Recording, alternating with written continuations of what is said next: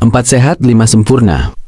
Makanan pokok, lauk pauk, sayur-sayuran, buah-buahan, dan susu. Dari 5 makanan ini ternyata ada seorang impostor.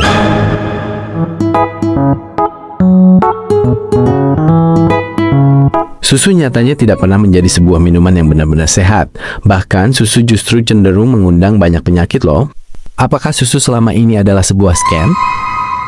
Jadi inilah sisi gelap dari industri susu. Dan selamat datang di channel Ayo Bugar.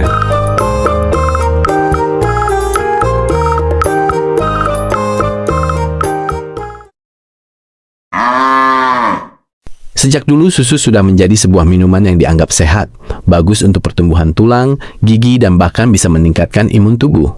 Bahkan pada 1952, Profesor Dr. Porwo Sudarmo, atau yang dikenal sebagai Bapak Gizi Indonesia, menciptakan sebuah istilah, yaitu 4 sehat, 5 sempurna, di mana selain 4 sehat seperti nasi, lauk, sayur, dan buah, susu dianggap sebagai penyempurna gizi.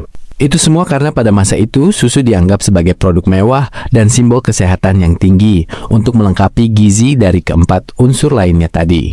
Masalahnya itu zaman dulu. Nyatanya susu sekarang sudah jadi permainan para industri. Alih-alih sebuah minuman sehat, susu yang awalnya merupakan sebuah unsur pelengkap gizi, kini menjadi sebuah produk, dan yang paling penting dari sebuah produk sudah jelas adalah kuantitas. Bahkan pada tahun 2014, Kementerian Kesehatan resmi tidak menggunakan istilah 4 sehat, 5 sempurna lagi, dan menggantikannya dengan istilah isi piringku. Yang di program terbaru ini, susu bahkan tidak masuk sebagai minuman penyempurna gizi lagi, dan itu diganti dengan minum air putih 8 gelas sehari. Juga menurut studi The Harvard Nurse Health yang mengamati lebih dari 77.000 wanita selama 12 tahun, hasilnya adalah peneliti tidak menemukan bukti bahwa mereka yang minum lebih banyak susu memiliki perlindungan lebih terhadap patah tulang pinggul atau lengan bawah. Justru mereka yang minum 2 gelas susu atau lebih, pokoknya yang minum susunya itu banyak per hari, memiliki resiko patah tulang yang sedikit lebih tinggi daripada orang yang jarang minum susu. Ada juga menurut studi Uppsala University, negara Swedia, menyatakan konsumsi susu yang tinggi dikaitkan dengan resiko patah tulang yang lebih besar pada gender wanita dan tingkat kematian yang lebih tinggi pada pria dan wanita. Pernyataan ini dibuat setelah mereka meneliti lebih dari 61.000 wanita dan 40.000 pria.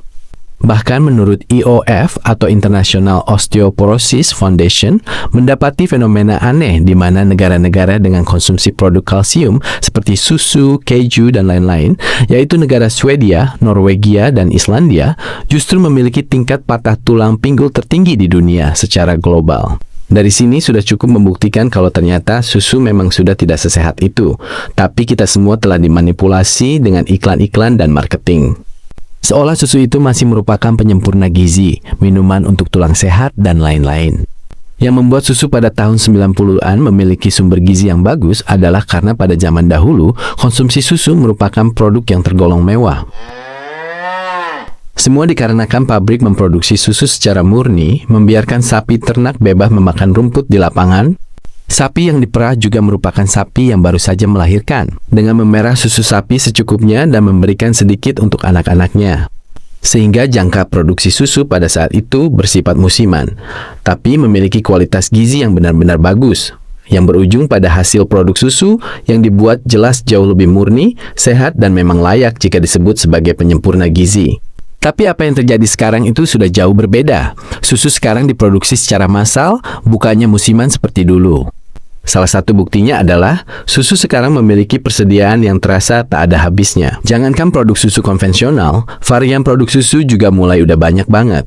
Mulai dari harga yang paling murah sampai harga yang paling mahal. Semua itu karena sejak memasuki tahun 2000-an, pabrik susu mulai mendorong produksi susu agar bisa terus menghasilkan produk baru di musim apapun.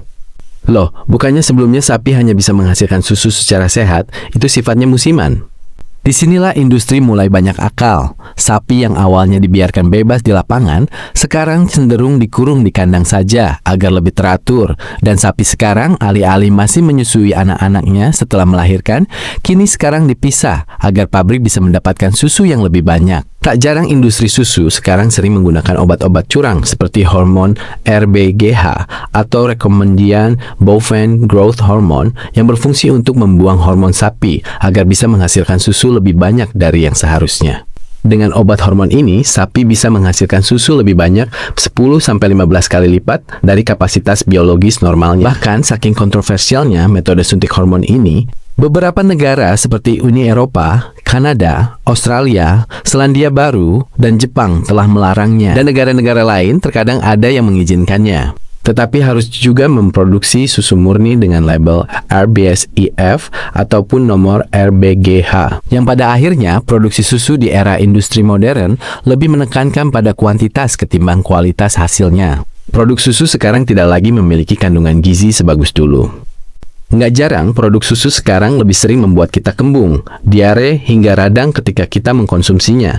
Karena susu yang dihasilkan bukan lagi diambil dari sapi yang bebas, tetapi dari sapi yang sudah jadi budak korporat yang membuat susu modern sekarang memiliki kandungan sel-sel ampasomatik dari sapi kandang yang sering mengalami infeksi ambing. Tak jarang juga susu sekarang memiliki sisa-sisa antibiotik karena sapi kandang kerap kali diberikan antibiotik yang berlebih agar tidak mudah sakit. Dan juga terdapat potensial kandungan IGF-1 yang bahkan bisa memicu pertumbuhan sel kanker jika dikonsumsi berlebih. Sehingga susu sekarang sudah menjadi produk opsional yang memang cocoknya untuk anak-anak yang sedang masa pertumbuhan aja. Itu pun juga harus milih-milih. Dan susu sudah tidak menjadi produk tinggi gizi lagi. Apalagi di zaman sekarang, kita harus menjadi pembeli yang pintar, karena produk susu sekarang banyak yang udah nggak murni 100%. Kebanyakan adalah produk minuman kemasan yang diberikan susu hanya sekian persen untuk perasa saja, dan malah jadi produk tinggi gula ketimbang tinggi gizi. Jadi pintar-pintarlah dalam membeli, karena memang masih ada kok susu yang dibuat dengan metode berkualitas seperti metode zaman dulu.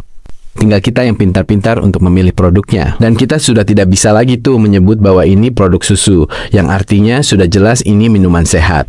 Terima kasih telah nonton video ini. Gimana, apakah kalian masih suka asal beli susu?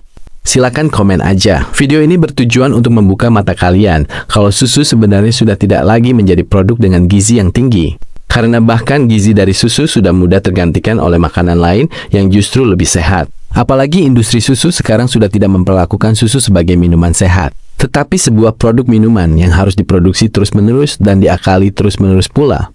Sehingga kualitas gizi susu zaman modern jelas tidak sesehat susu zaman lampau yang diproduksi dengan pelan-pelan. Dan terima kasih juga kepada kalian yang telah menonton video ini. Jadi jangan lupa support channel ini dengan cara like, komen, dan subscribe. Bye-bye!